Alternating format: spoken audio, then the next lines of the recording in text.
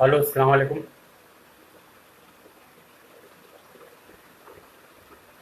चलिए।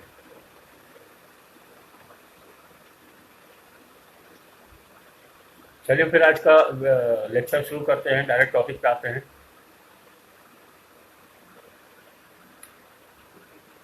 3 दिन से मैं नहीं आ पाया, संडे नहीं आया, मंडे नहीं आया, ट्यूसडे नहीं आया, आज वेडनेसडे है। 3 दिन मैं नहीं आ पाया, उसका रीज़न ये है कि रमज़ानुल मुबारक का पाक मुक़द्दस महीना अब हम लोगों से अलविदा हो रहा है। लैलतुल क़द्र, शब क़द्र इन्हीं आखिरी आशूरे में पड़ता है। तो काम के साथ साथ इबादत भी ज़रूरी है, इस वजह से नहीं आ पा रहा था मैं। और भी कुछ रीजन्स था, बहुत सारे रिलीजियस ड्यूटी होते हैं, है ना। तो सब दिल की बात है, सब बताना ज़रूरी नहीं है आप लोगों को। आई जस्ट मीन टू से कि मतलब 3 दिन मैं ऑनलाइन नहीं आ पाया, उसका रीज़न बहुत ही स्पेसिफिक, कैटेगोरिकल और जेन्युइन था। सबके साथ होता है ना। पूजा पाठ बहुत ज़रूरी है, इबादत बहुत ज़रूरी है, ताकि आदमी अपने सोल को प्योरीफाई कर सके, ठीक है ना।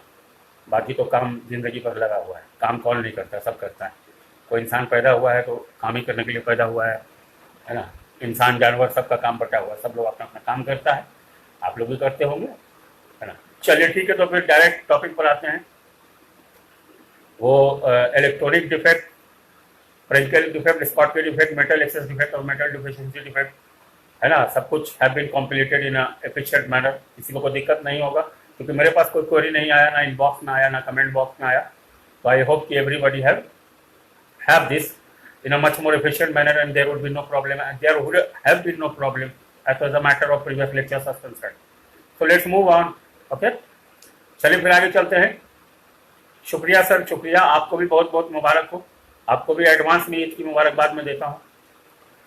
चलिए फिर डायरेक्ट टॉपिक पर आते हैं। आज का टॉपिक है, अब इस सॉलिड स्टेट चैप्टर में बचा क्या, बच गया सिर्फ इलेक्ट्रिकल प्रॉपर्टी, मैग्नेटिक प्रॉपर्टी और डाइलेक्ट्रिक प्रॉपर्टी। बस ये 3 प्रॉपर्टी हमको पढ़ाना है and the chapter is over, ठीक है। तो आज बात करेंगे इलेक्ट्रिकल प्रॉपर्टी की। इलेक्ट्रिकल प्रॉपर्टी 4 होता है, ठीक है ना। आज सिर्फ इनॉग्रेट करेंगे। सेमीकंडक्टर थोड़ा बड़ा है, ठीक है, तो आज सेमीकंडक्टर को छेड़ेंगे ही नहीं, सिर्फ होता क्या वो बता के निकल जाएंगे, ठीक है। आज मैं पढ़ाऊंगा कंडक्टर, इंसुलेटर और सुपर कंडक्टर। सेमीकंडक्टर बाद में, यानी कल, क्योंकि सेमीकंडक्टर के लिए कम से कम हमको एक सिंगल लेक्चर सेमीकंडक्टर पे फोकस करना पड़ेगा। और जब हम सेमीकंडक्टर पढ़ा देंगे तब we will discuss about energy band diagram and forbidden energy gap, what is conduction band, what is valence band, है ना। This sort of stuff will be discussed, ठीक है। तो let's start. Electrical property solid का, आप जब भी electrical property की बात करेंगे एकदम ध्यान से सुनिएगा। शुक्रिया, शुक्रिया मासूम साहब, आपको एडवांस में ईद मुबारक। जब भी बात होगी इलेक्ट्रिकल प्रॉपर्टी की, तो इलेक्ट्रिकल प्रॉपर्टी किसी भी सब्सटेंस का, चाहे सॉलिड चाहे सॉल्यूशन, एक बात तो वाज़ेह तौर पे क्लियर कर दिमाग में रख लें कि इलेक्ट्रिकल प्रॉपर्टी मीन्स कि वो सब्सटेंस इलेक्ट्रिसिटी को अपने अंदर से गुजर जाने की परमिशन देता है, अलाउ करता है, या डिनाई करता है, मना कर देता है। एकदम सिंपल, टुकड़े में तोड़ तोड़ के लेंगे। इलेक्ट्रिसिटी का फ्लो पूरे इंटायर साइंस के अरीना में टिल डेट, आज तक, यानी 20 मई 2020 रात के 10:30 बजे तक, अब तक इलेक्ट्रिसिटी का फ्लो 2 ही मीडियम के थ्रू होता है। एक है सॉलिड सब्सटेंस के थ्रू और दूसरा है सॉल्यूशन के थ्रू। सॉलिड सब्सटेंसेस के थ्रू जो इलेक्ट्रिसिटी का कंडक्शन होता है या फ्लो होता है, उसको गवर्न किया जाता है ओम्स लॉ के द्वारा, जो मेरे भाई लोग फिजिक्स में पढ़ाते हैं। और सॉल्यूशन के थ्रू इलेक्ट्रिसिटी का फ्लो को गवर्न करने के लिए गवर्न किया जाता है फैराडेज लॉ ऑफ इलेक्ट्रोलिसिस के द्वारा। इसीलिए फैराडे का कंट्रीब्यूशन, माइकल फैराडे का कंट्रीब्यूशन साइंस की अरीना में सबसे ज्यादा है। आइंस्टीन भी वहां पे नहीं है, आइंस्टीन भी फैराडे के बाद भी आता है कंट्रीब्यूशन में, as the matter of contributing to the arena of science is concern. क्यों? क्योंकि you can't imagine a life without electricity. Electricity के बगैर आपकी जिंदगी क्या होगी? आपका मोबाइल डिस्चार्ज होता है, लाइन नहीं रहता है तो आप परेशान हो जाते हैं, पता नहीं किसका फोन आ रहा होगा, ओबामा तो कॉल नहीं कर रहा है। तो कहने का मतलब है कि सॉल्यूशन के बाहर यानी सॉलिड सब्सटेंसेस के थ्रू जो इलेक्ट्रिसिटी कंडक्ट होगा, सॉलिड कंडक्टर्स के through that would be governed bye Ohm's law, और सॉल्यूशन के थ्रू जो इलेक्ट्रिसिटी का कंडक्ट होता है, जो दुनिया भर का सेल बैटरी हम लोग इस्तेमाल करते हैं इलेक्ट्रोलिसिस के द्वारा, वो गवर्न होता है फैराडेज लॉ ऑफ इलेक्ट्रोलिसिस के। इलेक्ट्रोकेमिस्ट्री में हम लोग इसको पढ़ेंगे। अब यहां पे एक बहुत इंपॉर्टेंट बात, सॉल्यूशन के बाहर किसी भी पर्टिकुलर सॉल्यूशन के बाहर जब कंडक्शन होता है सॉलिड कंडक्टर के थ्रू, तो इलेक्ट्रॉन एंटर करता है निगेटिव एंड से, कैथोड से, और उस सर्किट को लीव करता है पॉजिटिव एंड से, एनोड से। इसका ठीक उल्टा होता है सॉल्यूशन में। बहुत कंसेप्चुअल चीज, reading in between the line, very conceptual line. और सॉल्यूशन के थ्रू यही एडवांस का मटेरियल है, ईट नीट में ये सब काम नहीं आएगा, वरना पूछेगा थोड़ा लेवल अच्छा है, एडवांस का लेवल है।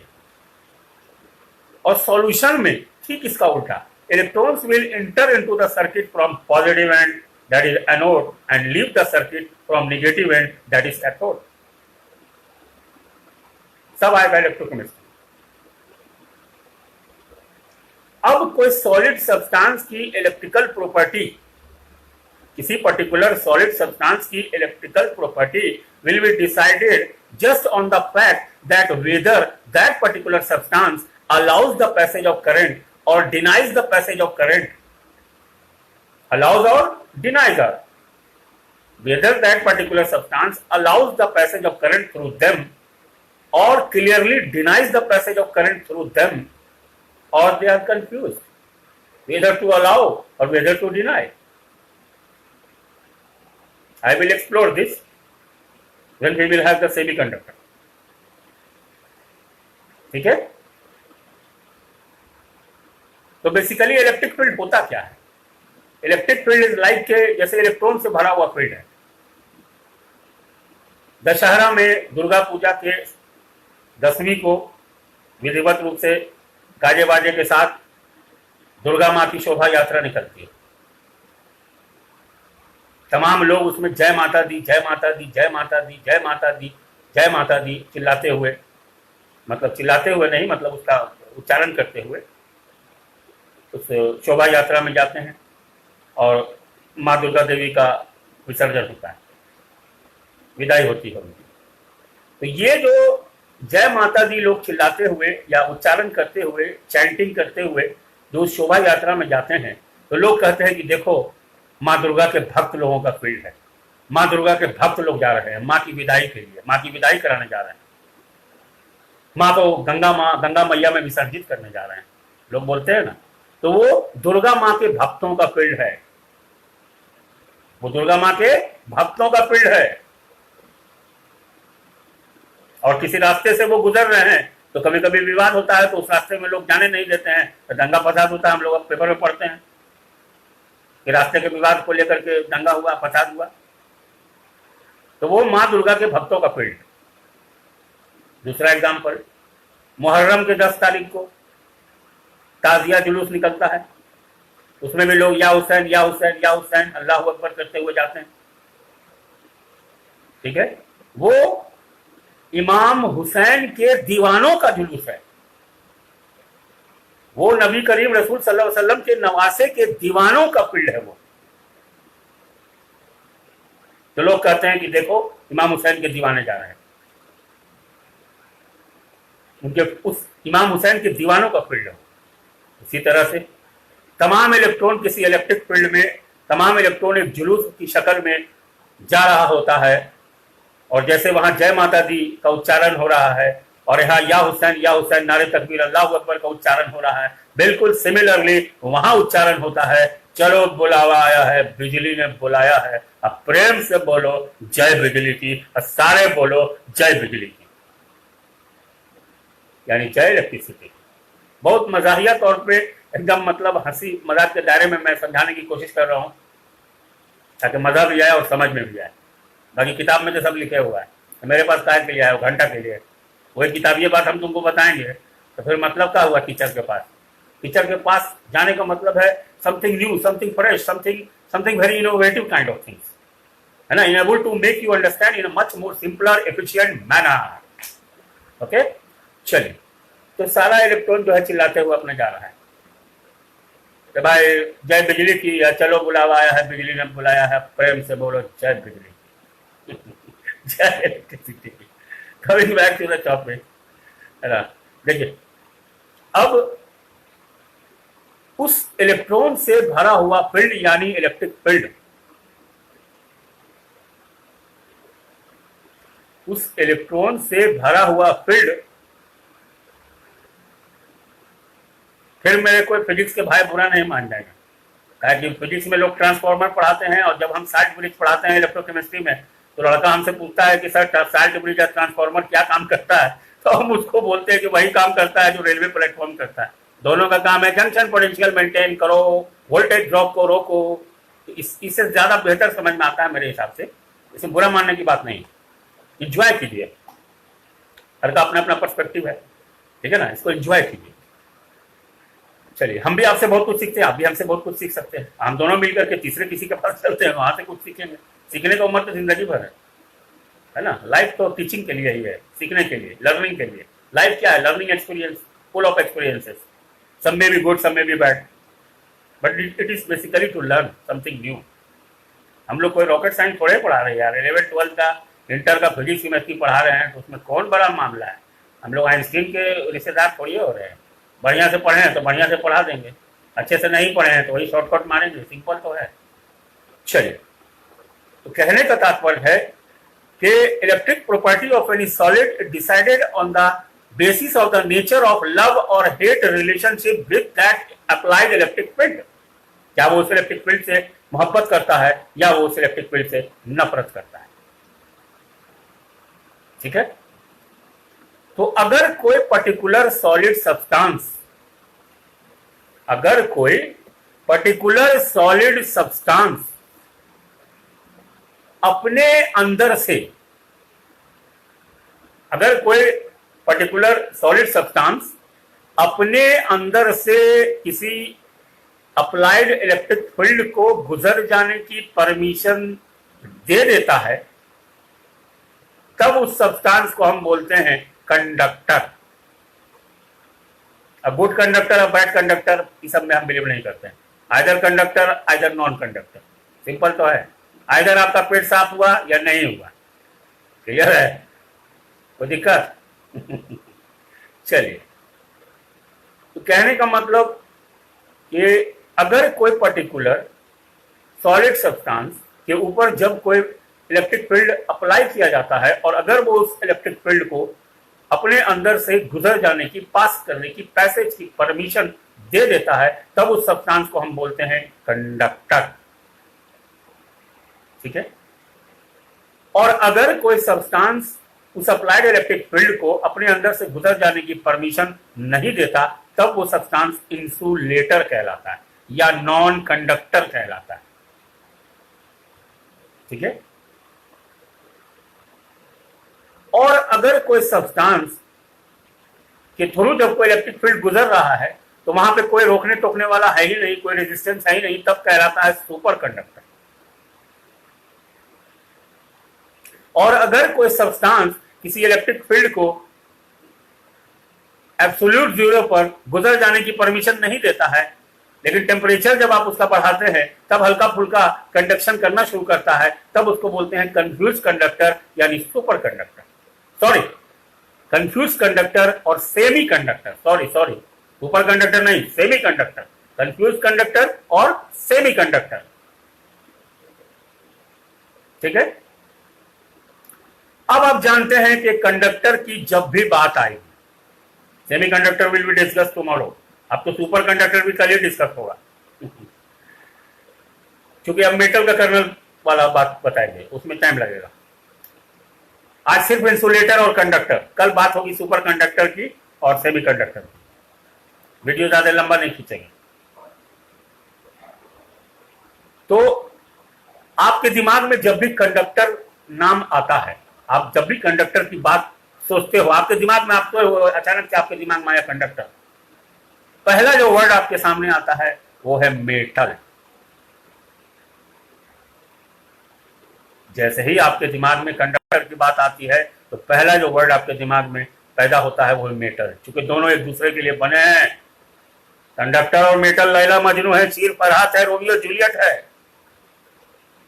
जब भी कंडक्शन ऑफ इलेक्ट्रिसिटी की बात आएगी, फौरन जो दिमाग में आपके नाम आएगा वो है मेटल्स। और याद कीजिए एटॉमिक स्ट्रक्चर चैप्टर में स्टार्टिंग में जहां पे एमिशन ऑफ इलेक्ट्रॉन हम लोग पढ़ते हैं, thermionic emission, field emission, secondary emission and last but not the least photoelectric emission, वहां पे हमने मेटल का कर्नल बनाया था और बताया था इलेक्ट्रॉन थ्योरी के हिसाब से मेटल के अंदर की बनावट के तमाम पॉजिटिव चार्ज स्फीयर के रूप में महामोबाइल इलेक्ट्रॉन के ओशन में, समुद्र में डूबा हुआ है। Electrons are highly mobile.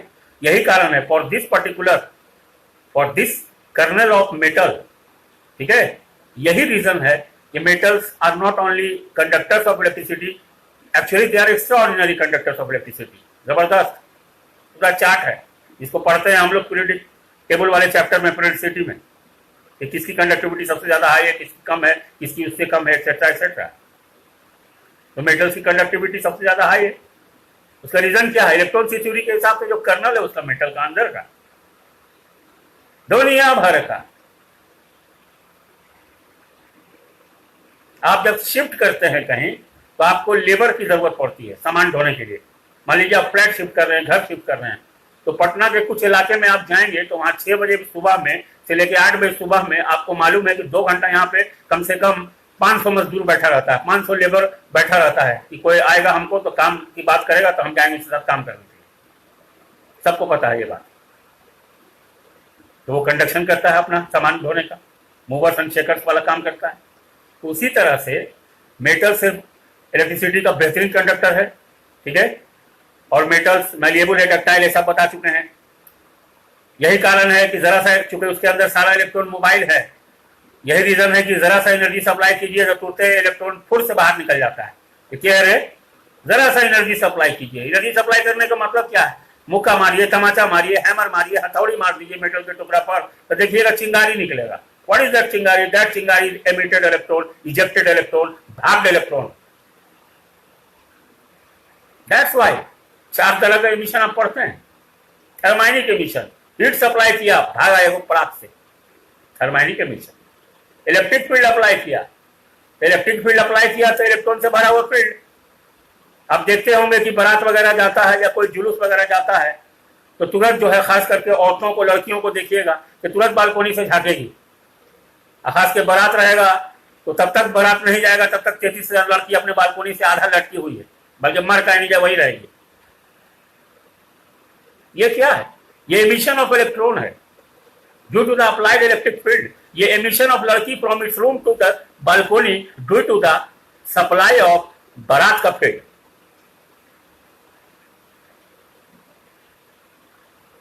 और इलेक्ट्रॉन के आपस में कोलिजन के भी चांसेस हैं। उन चांसेस के चलते, क्योंकि इलेक्ट्रॉन भयानक मोबाइल है, तो कोलिजन हो सकता है इलेक्ट्रॉन के बीच। कोलिजन के चलते जो इलेक्ट्रॉन बाहर निकलता है उसको सेकेंडरी एमिशन बोलते हैं।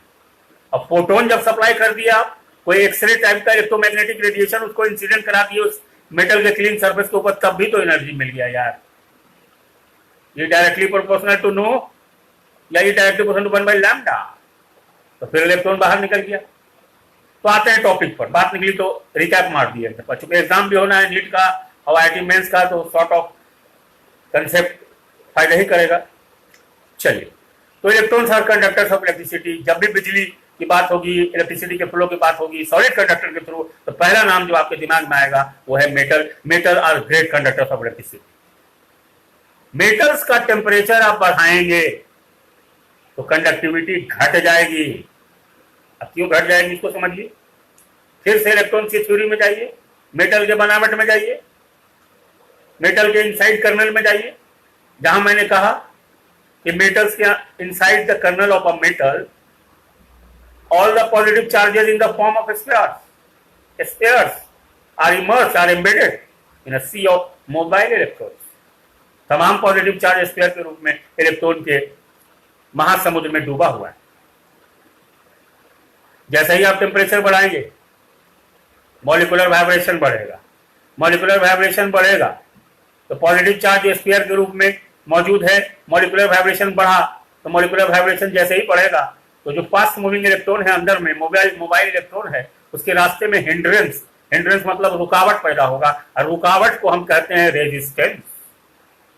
टेम्परेचर बढ़ा, मॉलिक्यूलर वाइब्रेशन बढ़ा, मॉलिक्यूलर वाइब्रेशन बढ़ा, रुकावट बढ़ा, हिंड्रेंस बढ़ा, रुकावट बढ़ा तो रेजिस्टेंस बढ़ गया, रेजिस्टेंस बढ़ गया तो ऑटोमेटिकली कंडक्टिविटी घट गया। आप बाइक से आ रहे हैं, आपके आगे अगर कोई बच्चा साइकिल से लहरिया मारता है तो आपको रुकावट महसूस होता है, आप स्लो कर देते हैं गाड़ी की, पागल है अपने भी गिरेगा हमको गिरा देगा भाई। तो मॉलिक्यूलर वाइब्रेशन बढ़ने का मतलब ही यही होता है, लहरिया कट ड्राइविंग। बहुत सा बच्चा आजकल बाइक लेके जाता है, अचानक साइड स्टैंड गिरा देता है, चिंगारी फेंकता है, रोड से टकराता है तो पीछे वाला आदमी स्लो कर देता है। और सबसे ज्यादा स्कूटी चलाने वाले बच्चों का प्रॉब्लम है, तो वो ऐसा चलाता है जैसे कि मतलब डायरेक्ट अमेरिका जाएगा, बीच में नहीं रुकेगा, इंडिया में कहीं नहीं रुकेगा, सीधे अमेरिका जाएगा, ऐसा चलाता है लहरिया कट ड्राइविंग। तो जो सेंसिबल पर्सन है उसके पीछे वो थोड़ा स्लो हो जाता है, क्योंकि वो बाएं से भी ओवरटेक करता है तो स्लो हो जाता है, रुकावट महसूस होता है सेंसिबल आदमी को। ठीक है, तो अगर आप टेम्परेचर बढ़ाएंगे मेटल्स का तो कंडक्टिविटी उसकी घट जाएगी, अभी समझा दिया। ठीक है, तो मेटल्स आर कंडक्टर्स, ठीक है, यानी all metallic solids are conductors of electricity and when the temperature of that metallic solid will be increased, the conductivity will be decreased because the resistance will be increased due to the increased magnitude of molecular vibrations. ठीक है, और insulator का मामला क्या है? बचपन में आप लोग गली उली में क्रिकेट खेले होंगे या कॉलोनी में खेले होंगे या अपने अपार्टमेंट के कैंपस में खेले होंगे। तो बचपन में जब खेले होंगे तो ध्यान दिए होंगे कि बॉल अगर अलग अलग आदमी के यहाँ चला गया कॉलोनी में, हम लोग झेले हुए हैं इसलिए एग्जाम्पल दे रहे हैं कि अगर किन्हीं के बालकोनी में या कैंपस में बॉल चला गया तो कुछ आदमी बहुत अच्छे थे जो मतलब आप नॉक करते थे तो बड़ा प्यार से कहते थे ठीक है बेटा आओ बॉल ले लो, तो वो कंडक्टर हो गए। चॉकलेट भी देते थे तो वो कंडक्टर हो गए। अब कुछ आदमी जो है बॉल किया नहीं कि अंदर से 300 लाठी लेकर निकला कि ते लोग खेलते रहता है, मार लाठी के दुरुस्त कर देंगे, बॉल नहीं देंगे, भाग यहां से। वो बॉल ही रख रख करके बॉल बेच के कुछ लाता होगा। ठीक है, तो वो हो गया इंसुलेटर जो बॉल देने के लिए तैयार है नहीं। ठीक, अब कुछ आदमी होता था कि नॉर्मली नहीं देता था, आप लोग मार ढेला के घर दौड़ा देते थे तब बॉल दे देता था, वो हो गया सेमी कंडक्टर। अब कुछ घर में फ्री इंडिया था है ना, आदमी अंदर रह रहा है, बाहर गेट ऐसी खुला हुआ है तो बॉल गया आप लिया, वो गए सुपर कंडक्टर, कोई रोक टोक नहीं, फ्री इंडिया। ठीक है, तो कंडक्टर बेसिकली भाई वैसे सब्सटेंसेस को बोलते हैं जिन सब्सटेंसेस के अंदर से जब any particular electric field is being applied to any particular solid substance, if it allows the passage of current through them, then that particular substance is termed as conductor. And if it does not allow the passage of current, then that solid substance is called insulator. ठीक है, तो अगर कोई substance अपने अंदर से electricity को allow करता है तो कंडक्टर है। मेटल्स उसका एग्जांपल है ग्रेट कंडक्टर। फिर कुछ इलेक्ट्रोलाइटिक सॉल्यूशन है ना, वो कंडक्शन करता है इलेक्ट्रिसिटी का, तो उसकी बात अलग है, कंडक्टर के हवाले से चुके हैं। We will stick to solid states only.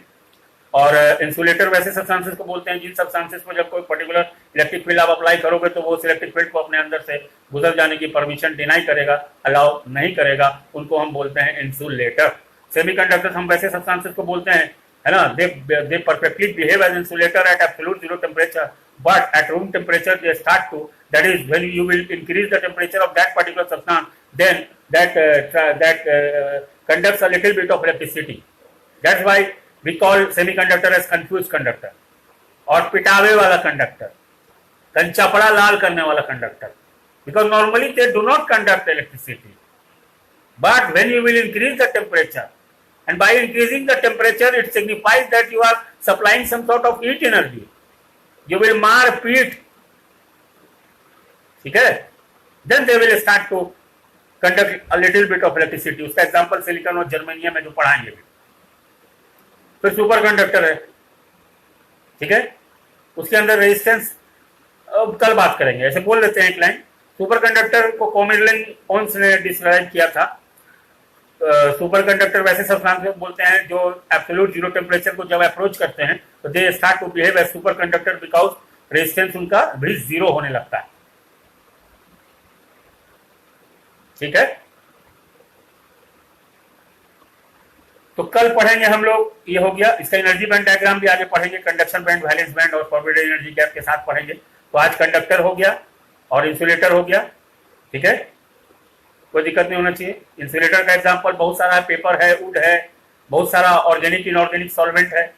ठीक है ना. तो इंसुलेटर का और कंडक्टर तो कह ही दिए कि कंडक्टर का आप चर्चा करोगे, नाम लोगे तो पहला नाम जो आपके दिमाग में आएगा वो है मेटल. जैसे आप बैट्समैन को याद करते हो इंडियन क्रिकेट टीम में कि कोई मैच विनर है तो पहला नाम जो है वो आपके दिमाग में आता है विराट कोहली. बॉलर अगर आपको लगता है कि कोई लास्ट ओवर 9 रन चाहिए या यही जिता सकता है तो पहला नाम जो आपके दिमाग में आता है वो है बुमराह, जसप्रीत बुमराह. तो वैसे ही जैसे ही आपको कोई मशवरा देता है कि जरा सा इलेक्ट्रिसिटी ना फ्लो करा दीजिए तो तुरंत आप कहिएगा अरे मेटल बुलाओ तो उसको. समझ में आया? It is just like that. Metals are made for conduction of electricity. Metals are meant for conduction of electricity. Metals and conduction of electricity are the two different sides of the same coin. एक ही सिक्के के दो पहलू. Metals are meant for conduction of electricity. No metal, no conduction of electricity through solid substances. ठीक है, तो आज का टॉपिक इंसुलेटर और कंडक्टर हम थोड़ा पढ़ा दिए. कल बात करेंगे हम लोग सेमी कंडक्टर और सुपर कंडक्टर की. ठीक है, कोई दिक्कत नहीं होना चाहिए समझने में. क्लियर है? कोई दिक्कत मेरे हिसाब से नहीं होना चाहिए. कल हम लोग फिर जो है बात करेंगे सेमी कंडक्टर और सुपर कंडक्टर की. ठीक है, तो मेरे हिसाब से दिक्कत नहीं होना चाहिए. आज समझ में आ ही गया होगा, है ना. तो कल बात करेंगे. अब चूंकि रमजान थोड़ा मैंने अख्ताम की तरफ है, रमजान को अलविदा करना है अच्छे से, तो है ना. आप लोग, मैं सबके लिए दुआ करता हूँ, आप लोग मेरे लिए भी दुआ कीजिए. ठीक है, तो सब लोग अच्छे से रहिए, सब लोग बढ़िया से रहिए.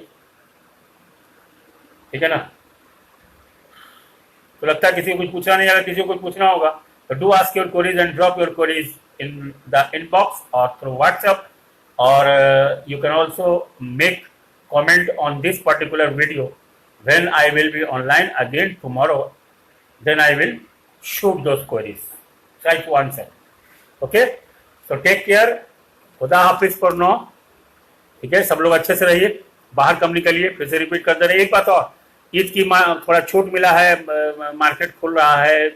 इसका ये मतलब नहीं है कि ईद की मार्केटिंग करने के लिए पूरा एकदम जो है सब लोग बाहर निकल जाइए और बेवजह कोरोना को घर में ले आइए. ठीक है, सिंप्लिसिटी के साथ इस साल हम लोगों को ईद मनाना है, एकदम सादगी से मनाना है, घरों में नमाज पढ़ना है. ठीक है, और बहुत ही सिंप्लिसिटी के साथ. हर मजहब सिंप्लिसिटी की ही बात करता है.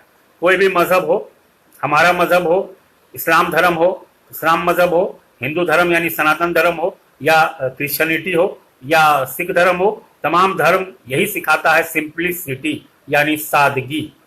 ठीक है, ऊपर वाले ने धर्म दिया है तो सोचने समझने के लिए खोपड़े भी दिया है, दिमाग भी दिया है, उसको अप्लाई कीजिए. ठीक है ना. अगर बीमारी ऊपर वाले की तरफ से आई है तो शफा, इसका इलाज भी ऊपर वाले की तरफ से ही आएगा. इन बिटवीन, इस दौरान परहेज तो करना है ना. ठीक है ना. क्लियर है? तो बाहर फालतू मत निकलिए. ऐसा नहीं कि फालतू मार्केट में जाके भीड़ लगा दीजिएगा.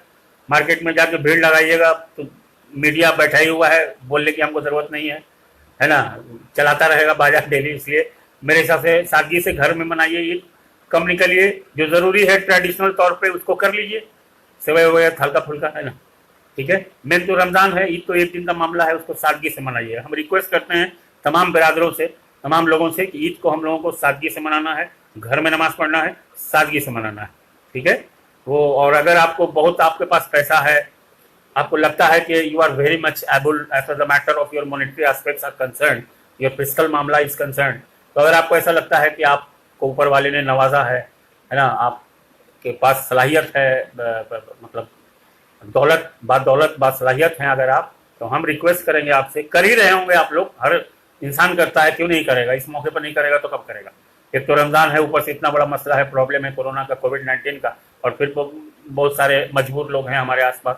तो हम आपको रिक्वेस्ट करेंगे तमाम लोगों को कि जो पैसा आप खर्च करेंगे नए कपड़ों पर, ठीक है ना, नमाज पुराने कपड़ों में भी हो सकता है, एक सिंबॉलिक कुछ नया रुमाल ले लीजिए, एक टोपी ले लीजिए, सिंबॉलिक प्रतीकात्मक रूप से, ठीक है ना।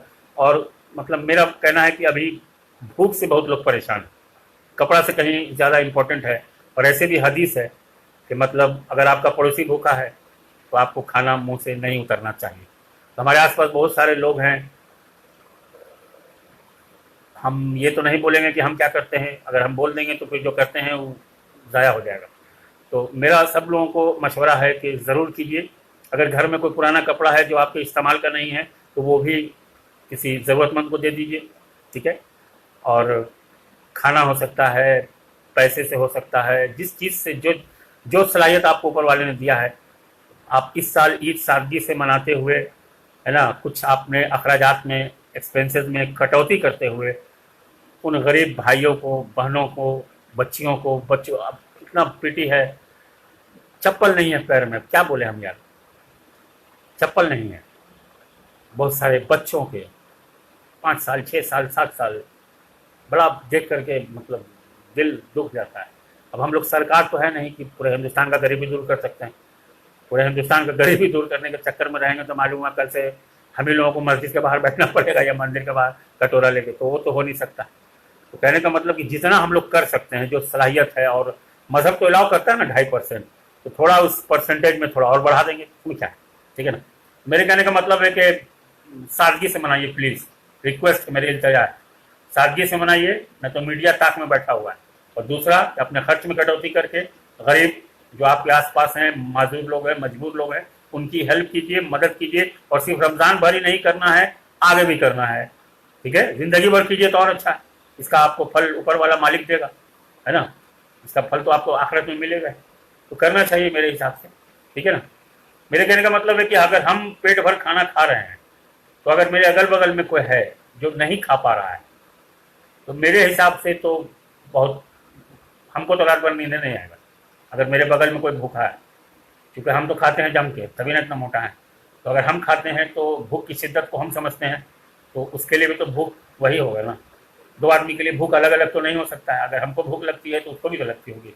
तो अगर हम अपने खाना में से थोड़ा सा निकाल करके उसको दे देंगे, उससे हम थोड़े ना मर जाएंगे, हम जिंदा ही ना रहेंगे, मर नहीं जाएंगे, लेकिन एक खुशी होगी और उसको भी, ये चीज़ ऊपर वाले को बहुत पसंद आता है, इसको याद रखिएगा। चलिए ठीक है, खुदा हाफिज़, आराम कीजिए, अच्छे से रहिए, और मेरे लिए भी दुआ कीजिए। हम तमाम लोगों के लिए दुआ करते हैं कि सब लोग अच्छे से रहें और इस कोविड-19 पैंडेमिक से सेफ रहें। खुदा हाफिज़, गुड नाइट, शब खैर, शुभ रात्रि।